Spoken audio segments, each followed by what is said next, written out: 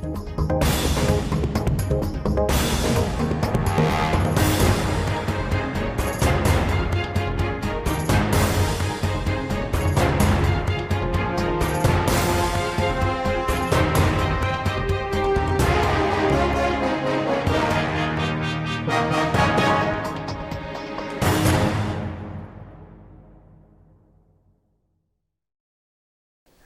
Benedito Guaicuru de caneta, chapa e cruz maltino. Esse é o título do livro que traz a biografia do nosso entrevistado de hoje, que é um cuiabano de nascimento, mas tem Mato Grosso do Sul no coração. Não apenas trazendo o nosso estado no coração, como é alguém também que ajudou a criá-lo. E eu estou falando do deputado Walter Carneiro, que entre outras profissões e também atuações na carreira política, foi presidente da Assembleia Legislativa. Seja muito bem-vindo, deputado. Bom dia. É um prazer muito grande estar aqui com vocês para conversar um pouco sobre a história do Mato Grosso do Sul. Acho que assim é muito importante, porque já fazem mais de 40 anos da criação do Estado e, é claro, a maioria da população hoje que é jovem não conhece a história do Estado. E para mim é sempre um prazer, uma satisfação estar conversando com vocês e falando um pouco da criação do nosso Mato Grosso do Sul. Bom, e a gente tem muita história para tratar aqui nessa edição do Personalidades. E eu gostaria de começar, então, há mais de 40 anos, quando o senhor, junto com outros 17 deputados, criaram a Comissão da Constituição do Estado de Mato Grosso do Sul. É claro que a gente vai tratar aqui da sua história profissional também no programa, mas é interessante a gente iniciar, né, com o sonho de um estado chamado Mato Grosso do Sul. Como é que foi isso? Exato, eu já era vereador em Dourados, no segundo mandato, quando aumentou o trabalho pela criação do nosso estado. Nós, como vereador, inclusive, nós criamos uma comissão de vereadores, uma associação, chamava AMEV Grande, Associação dos Vereadores da Grande Dourados, que trabalhou muito pela criação do Estado.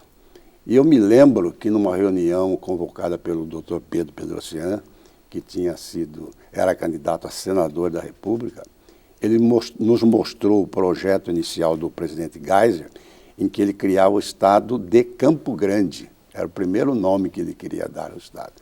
Mas a reação do interior foi muito grande.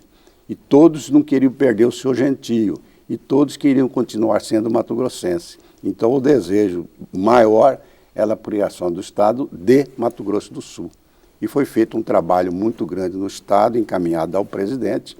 Então, quando ele encaminhou o projeto da Lei Complementar 31, que criou o estado de Mato Grosso do Sul, já foi lá, fica criado o estado de Mato Grosso do Sul. E aqui nos bastidores, o deputado estava comentando comigo que não foi assim tão fácil, né, tirar essa ideia do papel, porque em Cuiabá, né, muitas autoridades também eram contra a criação do Mato Grosso do Sul. Por quê? O norte do estado todo, a partir de Rondonópolis, eram contra a criação, porque como o sul era muito mais desenvolvido que o norte, o pessoal ali achava que com a separação, o Cuiabá e acima teria um prejuízo muito grande, inclusive questão financeira, né?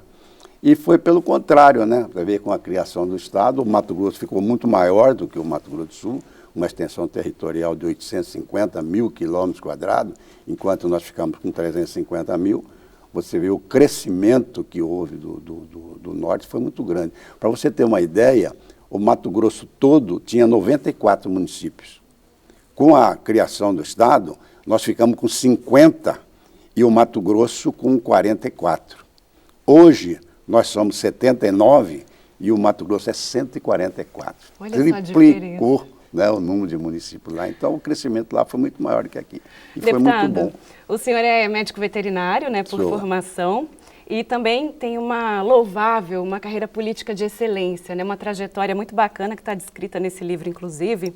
E eu queria saber como é que o senhor foi parar, então, nessa comissão constituinte que criou a Assembleia Legislativa do Mato Grosso do Sul, que criou o nosso estado. Bom, eu sempre gostei de política, tanto que na minha faculdade eu fiz veterinária em Niterói, na Universidade Federal Fluminense. Eu fui presidente do diretório acadêmico da minha faculdade, o Diretório Acadêmico Vital Brasil Filho. Então a gente já fazia política na universidade, na faculdade. Voltando para Mato Grosso do Sul, formado isso em 1967, a minha família toda já estava em Dourados. Eu tinha o meu irmão mais velho tinha ido para lá, depois ele levou a minha mãe e mais 3 irmãs. Nós somos uma família de 13 irmãos.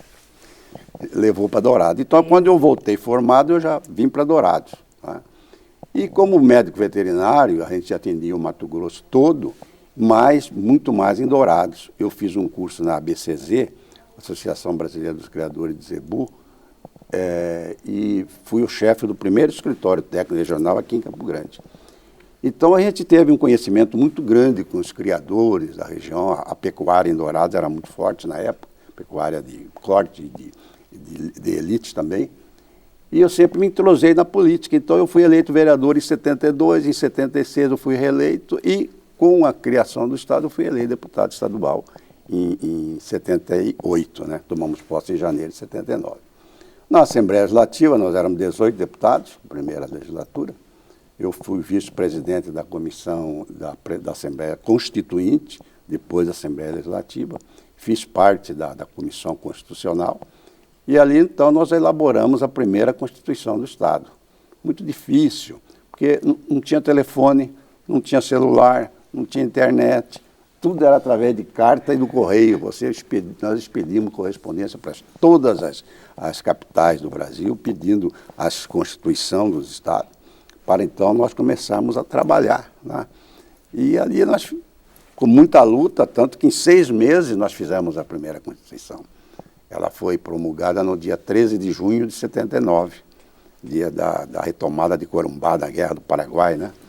E, aliás, por um cuiabano, né, Antônio Maria Coelho. Sim. E fizemos a primeira Constituição. E eu, nessa primeira Constituição, eu tive assim, uma grata satisfação, que eu tenho, assim, tive um trabalho muito grande, que eu inseri ali um artigo que criou e fixou a sede da Universidade Estadual de Mato Grosso em Dourados. É um dos grandes feitos, né, lembrados da primeira época. Constituição, no seu artigo 190, está escrito lá, fica criada a Universidade Estadual de Mato Grosso do Sul, com sede em Dourados. Depois, na revisão constitucional de 89, porque após a redemocratização do país, foi feita uma Constituição em 88, né? E os estados tiveram que, então, adaptar a Constituição atual, a federal. Então, em 89, nós fizemos a revisão constitucional e ficou inserido lá esse artigo. Só que já é no ato das disposições gerais de transitório, o artigo 48, de lá fica criada a Universidade Estadual do Mato Grosso do Sul, com sede em Dourados, cujo início do ano letivo será em 1992. Eu ainda botei data para iniciar. Né? E é interessante a gente relembrar de algumas histórias, justamente porque junto com as histórias, a gente acaba também fazendo uma relação com figuras da política que são fundamentais para a construção do Mato Grosso do Sul que nós temos hoje. Uma delas é o Pedro Pedrocian, né, governador. O senhor foi líder do governo dele, inclusive. Foi. O doutor Pedro governou o estado por 3 mandatos, né? Um em Cuiabá e 2 aqui. No primeiro ano da primeira legislatura, ele foi governador nomeado e depois, em 90, ele foi eleito governador. Eu considero, assim, o maior governador que é o Mato Grosso, tanto o Mato Grosso como o Mato Grosso do Sul. O doutor Pedro era um homem, assim, de uma visão extraordinária, ele enxergava na frente. E o nosso governante tem que pensar na frente, não ficar administrando, olhando no retrovisor, ou olhando só no umbigo, né? Com certeza. Ele tem que olhar na frente. E o doutor Pedro foi um desses governantes, tanto que toda a obra de infraestrutura que nós temos no Estado, até hoje, não foi inventada nada, tudo foi feito em cima daquilo que ele traçou no período que ele foi governador. O doutor Pedro, ele dormia muito cedo, 8 horas da noite ele estava dormindo, mas acordava de madrugada, 4 horas da manhã, ele acordava, ia para o palácio e começava a ligar para os secretários, chamando os secretários para ir trabalhar. Tá entendendo? Então ele pensava muito grande. Então eu acho que foi o grande construtor do nosso Estado, tanto do Mato Grosso como do Mato Grosso do Sul. Eu gostaria de saber do senhor também como é que era articular politicamente como presidente da Assembleia, mas também como líder do governo Pedrocian, todos esses projetos inovadores que ele estava, então, planejando para o Mato Grosso do Sul. A gente tem aí, exemplo, o Parque dos Poderes, a própria Universidade Estadual, temos o Estádio Universitário Morenão, que é um dos maiores universitários da América Latina, a gente tem o Guanandizão, avenidas, ruas. Foi um desenvolvimentista aqui para o nosso estado. E a gente sabe, hoje em dia, na dinâmica do parlamento, que a liderança do governo, ela está ali para defender os projetos, eles sendo, digamos assim, realísticos, né, usando o neologismo, ou não. E como é que foi trabalhar e, ao mesmo tempo, ver essa construção tão acelerada do nosso estado, esses projetos assim que, para a época, pareciam até sonhos utópicos? A primeira legislatura, como eu já disse para você, nós éramos 18 deputados. Arena e MDB, só tinha 2 partidos, né? Nós éramos 11 e o MDB 7. E o nosso grupo era dividido em 3, vamos assim, 3 áreas. O Levi Dias tinha 2 deputados, o Ari Rigo e o Alberto Kubel. Os ortodoxos, que era o antigo PSD, eram 3, eram Paulo Saldanha, Rames Tebet e Horácio Serzósio. E nós éramos 6, o grupo do Dr. Pedro Pedrocian. Era eu, Walter Carneiro, Londres Machado, Rudel Trindade, Zé Nobre dos Santos, Valdomiro Gonçalves e Oswaldo Dutra, que eram de Três Lagoas, Dourado, Ponta Porã e tal. E o doutor Pedro, ele não gostava muito do legislativo, entendeu? O doutor Pedro era um executivo por excelência. Então, ele traçava os projetos dele, depois ele comunicava à bancada. Tá? E a gente estava ali conciliando, né? Na hora de votar, todo mundo votava junto. Né? Nós tivemos um episódio assim muito difícil, foi quando o doutor Pedro... Porque na primeira legislatura nós tivemos 3 governadores. Os governadores eram nomeados. O Arri Amorim foi nomeado primeiro governador. Ninguém conhecia o Arri, era um gaúcho, chegou aqui, muito bom e tal, mas em 6 meses ele caiu. Foi nomeado o Marcelo Miranda, que era prefeito de Campo Grande, indicado pelo doutor Pedro. No meio do caminho, o doutor Pedro se entendeu com ele com o doutor Pedro, aí o doutor Pedro foi nomeado governador do estado. Né? E o Marcelo foi eleito prefeito porque Campo Grande não era capital. Né? E quando se tornou capital, os prefeitos das capitais eram nomeados. Então, o doutor Pedro veio governador e ele trouxe o Levi Dias. Porque na época a gente vivia o governo militar. Militar, por exatamente. Isso que era assim. O prefeito era o Albino Coimbra, que era presidente da Câmara de Campo Grande. E o Pedro veio governador e indicou Levi Dias para prefeito. E a Assembleia se dividiu, porque o Rigo e o Cúbio, que era do Levi, depois ficaram com a Ribre, e foi um rolo danado lá. E nós ficamos 1 mês para nomear, para aprovar o nome do Levi Dias. E o prefeito de Campo Grande se tornou, quem que foi? O presidente da Câmara era o vereador Valdir. Então, para você ter uma ideia, nesse período, Campo Grande teve o prefeito Marcelo, o Valdir, que assumiu no lugar do Marcelo, o Albino Coimbra, aí veio o Levi, aí o Levi foi exonerado, veio o Heráclito Figueiredo, aí na troca de governo assumiu a Nelly Baixa. Nós tivemos 7 prefeitos em 2 anos. Foi um negócio vocês assim, tendo a responsabilidade de fazer o Estado e a cidade funcionarem, exatamente, né? Exatamente. Então, a sua pergunta foi quanto à aprovação dos projetos que o governo mandava para casa. Mas a gente sempre entendia. Assim, eu conseguia conversar com todo mundo ali. A Assembleia era muito pequena. Além de ser 18 deputados, ela ali na Praça do Rádio Clube, edifício Maria Pia, dos Salesianos. Sim. Então a gente encontrava toda hora. Você descia do plenário, topava com o deputado no corredor, ia para o corredor, os gabinetes eram tudo juntinho, um em cima do outro. Então todo mundo era amigo. É ali onde é o antigo Museu Dom Bosco. Exatamente. Só para as pessoas se localizarem. Em frente à Praça do Rádio, Exato. eles chamam, né?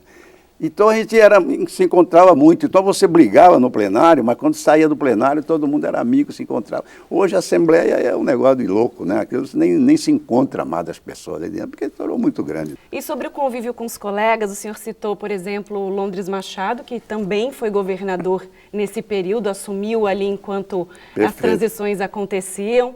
Nós tivemos também o saudoso Onivan de Matos, que faleceu em decorrência da Covid. Como é que era o convívio entre vocês? Foi um trabalho assim de 6 meses, foi tudo muito rápido e intenso, eu acredito que para a criação do Mato Grosso do Sul. Mas o Walter Carneiro, olhando de fora, hoje o Walter Carneiro de 81 anos, como é que observa a dinâmica de trabalho dos colegas, independente se vocês estavam no mesmo partido ou se eram de partidos de oposição? Olha, a primeira Assembleia foi a mais atuante. Não porque eu participei dela, mas é verdade. A segunda também foi. A terceira para frente já não foi mais igual às 2 primeiras. Até o pessoal porque todo mundo que foi eleito nas primeiras legislaturas, um foi prefeito, outro já veio, por exemplo, vieram deputados do Mato Grosso, Londe, o Sérgio Cruz, o Jesus Gaeta, o Horácio Serzósimo, o Valdomiro Gonçalves tinha sido, inclusive, presidente da Assembleia lá em Mato Grosso. Então, eles tinham muita experiência, inclusive de palanque, né? Todo mundo usava. Né? E a gente usava, por exemplo, o primeiro regimento foi eu que fiz. Eu e o doutor Cleômeno Nunes da Cunha, que foi assessor jurídico da Assembleia durante 30 anos. Né? Nós trouxemos o regimento de Cuiabá e fizemos a resolução, adotamos o regimento da Assembleia Legislativa do Mato Grosso, até que fosse aprovado o nosso regimento. Aí fizemos uma comissão, eu fui presidente, fizemos o regimento e começamos a optar por ele. Mas o convívio nosso era muito bom, a gente encontrava muito na casa dos deputados, na minha casa mesmo a gente fazia jantares, fazia almoço, que Campo também não tinha restaurante, né? Tinha 2 ou 3 restaurantes aí, churrascaria que tinha aqui na Afonso Pena, tinha 3, 4 churrascarias, mas restaurantes não tinha. Então a gente reunia na casa dos deputados. O governador também recebia na casa dele. O doutor Pedro morava ali na Afonso Pena, o famoso Forte Apache. Tem até hoje ali uma casa na esquina da Afonso Pena com o Espírito Santo, parece que é a rua ali. E a gente ia muito, ele chamava muita gente para ir lá, né? E quando reunia todos os deputados. Eram os 18, não era só a bancada do governo e a bancada do... Não, reunia todo mundo e ali. A gente procurava sempre conciliar e dava certo, né? Eu nunca perdi uma votação, uma mensagem do governo em plenário. Nós nunca fomos derrotados. Olha, todas as matérias eram aprovadas. Chegar aqui nesse programa e falar que nunca perdeu uma votação, realmente já mostra uma história de sucesso na política. Nós tivemos embates grandes, por exemplo. Houve uma proposta lá da criação de uma lei proibindo a instalação de usinas de álcool no Pantanal. E ela era muito severa. Então o governo não aceitava aquela aprovação. E foi assim um mês da Assembleia Legislativa, nós ficávamos até meia-noite discutindo essas associações de classe. Eu lembro que a maçonaria montou um gabinete dentro da Assembleia, apertando os deputados para votar, né? E chegou um dia que eu vi que não tinha mais jeito, ia ser aprovado. Eu fui no doutor Pedro, fiz até um ofício para ele, tenho esse ofício em casa ainda, dizendo que a pressão era muito grande e que nós teríamos que aprovar aquela matéria. Ele falou: Walter, vamos fazer o seguinte, eu vou mandar uma mensagem para a Assembleia propondo uma nova lei, não essa que está aí, e vocês rejeitam essa que está lá e eu entro com a mensagem, já vai ficar na sua mão. Aí nós fomos para lá, né? Botamos conta, aquilo foi um tumulto do diabo na Assembleia. Mas aí eu apresentei a proposta do governador. E a vitória? Foi aprovada a mensagem do Pedro. Né? Não aquele dia, claro, né? Tem uns trâmites aí que tem que ser passados as comissões e tal. Mas foi, então aliviou o negócio, porque estava difícil aquela ali. Aquela, se fosse do jeito que estava, nós íamos perder. Muito bem, esse é o programa Personalidades da TV Alemes. A gente vai para um rápido intervalo, daqui a pouquinho a gente volta com mais história do deputado Walter Carneiro, para saber também um pouco mais desse livro. Não sai daí.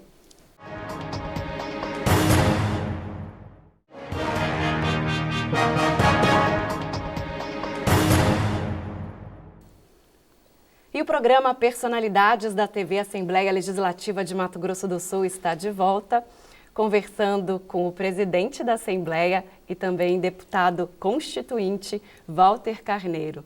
Estamos falando de história, estamos conhecendo também um pouquinho mais da realidade de um parlamentar daquela época. E agora a gente vai falar sobre literatura, trazer algumas curiosidades da vida do deputado Walter Carneiro. E eu queria falar sobre essa questão dos livros. O senhor é apaixonado por leitura e escreveu 2 livros, né, sobre democracia. Conta pra gente, ainda teve tempo de parar para escrever e lançar obras? Aqueles 2 livros foram um resumo dos discursos, dos pronunciamentos que eu fiz na Assembleia Legislativa, né? Este, particularmente, foi meu filho, o Valtinho Carneiro. Ele falou: pai, nós precisamos escrever um livro sobre a história do senhor aí. A biografia aqui no caso. Exato. Sim. E eu falei: vamos. Aí ficamos um ano pensando quem que vai escrever, convida um, convida outro. Até que nós conversamos com o Edson Moraes, né? E ele se propôs a fazer esse livro. Esse livro ficamos 2 anos, porque a gente veio a pandemia, né? Então demos uma recuada. Depois da pandemia, então, continuamos. Como é que ele está escrito aí? Ele tem várias etapas. Uma etapa de Cuiabá, onde eu nasci, onde eu estudei, tem inclusive fotografia dos prédios onde eu estudei. Eu estudei em escola particular, né?